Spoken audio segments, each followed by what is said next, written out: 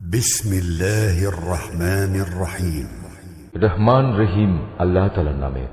والفجر ভোরের শপথ, وليال العشر শপথ 10টি বিশেষ রাতের, والشفع والوتر শপথ জোড় সৃষ্টির ও বেজোড় স্রষ্টার, والليل إذا يسر শপথ রাতের যখন তা সহজে বিদায় নিতে থাকে।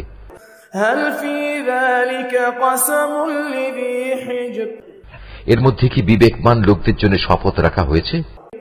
ألم تر كيف فعل ربك بعاد তুমি কি দেখোনি তোমার মালিক আদ জাতির লোকদের সাথে কেমন ব্যবহার করেছেন? إرم ذات العماد এরাম গোত্র ছিল উঁচু স্তম্ভ বিশিষ্ট প্রাসাদের অধিকারী, التي لم يخلق مثلها في البلاد জ্ঞান ও ঐশ্বর্যের দিক থেকে জনপদে তাদের মতো কাউকেই এর আগে সৃষ্টি করা হয়নি। وثمود الذين جابوا الصخر بالواد উন্নত ছিল সামুদ, তারা পাহাড়ের উপত্যকায় পাথর কেটে সুরম্য অট্টালিকা বানাত। وفرعون ذي الأوتاد অত্যাচারী ফেরাউন যে কিলক গেঁথে শাস্তি প্রদানকারী জালেম ছিল, الذين طغوا في البلاد এরা দেশে দেশে আল্লাহর সাথে বিদ্রোহ করেছে, فأكثروا فيها الفساد এরা তাতে বেশি মাত্রায় বিপর্যয় ও অশান্তি সৃষ্টি করেছে। فصب عليهم ربك سوط عذاب অবশেষে তোমার প্রতিপালক তাদের উপর আযাবের কোড়ার কষাঘাত হানলেন। إن ربك لبالمرصاد তোমার মালিক এদের ধরার জন্য ওঁত পেতে রয়েছেন। فأما الإنسان إذا ما ابتلاه ربه فأكرمه ونعمه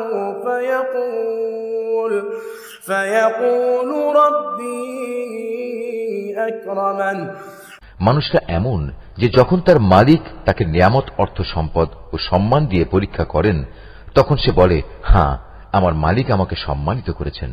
وأما إذا ما ابتلاه فقدر عليه رزقه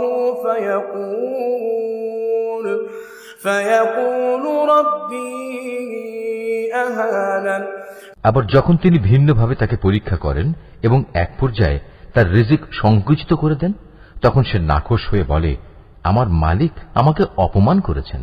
كلا بل لا تكرمون اليتيم কখনো নয়, সত্যি কথা হচ্ছে তোমরা এতিমদের সম্মান করো না। ولا تحاضون على طعام المسكين মিসকিনদের খাওয়ানোর জন্য তোমরা একে অপরকে উৎসাহ দাও না। وتأكلون التراث أكلا لما তোমরা মৃত ব্যক্তির রেখে যাওয়া ধন সম্পদ নিজেরাই সব কুক্ষিগত করো।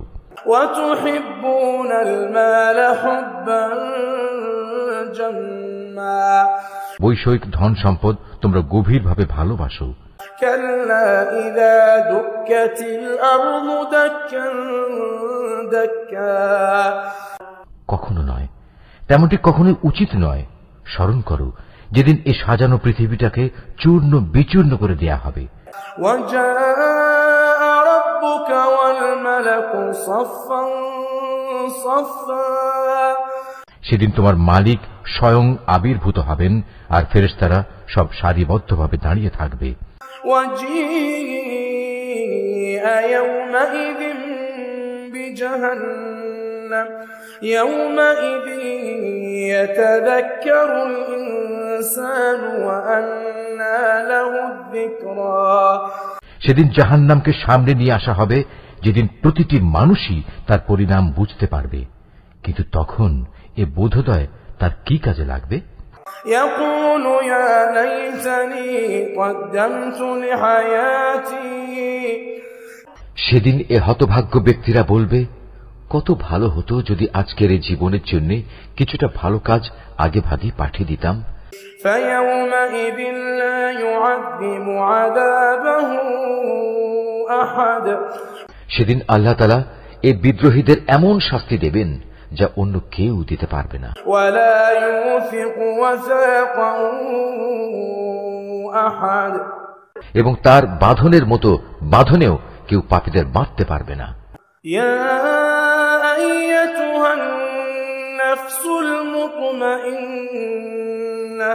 নেককার বান্দাদের বলা হবে, হে প্রশান্ত আত্মা, ارجعي إلى ربك راضية مرضية তুমি তোমার মালিকের কাছে ফিরে যাও সন্তুষ্ট চিত্তে ও তার প্রিয় ভাজন হয়ে। فادخلي في عبادي অতঃপর তুমি আমার প্রিয় বান্দাদের দলে শামিল হয়ে যাও।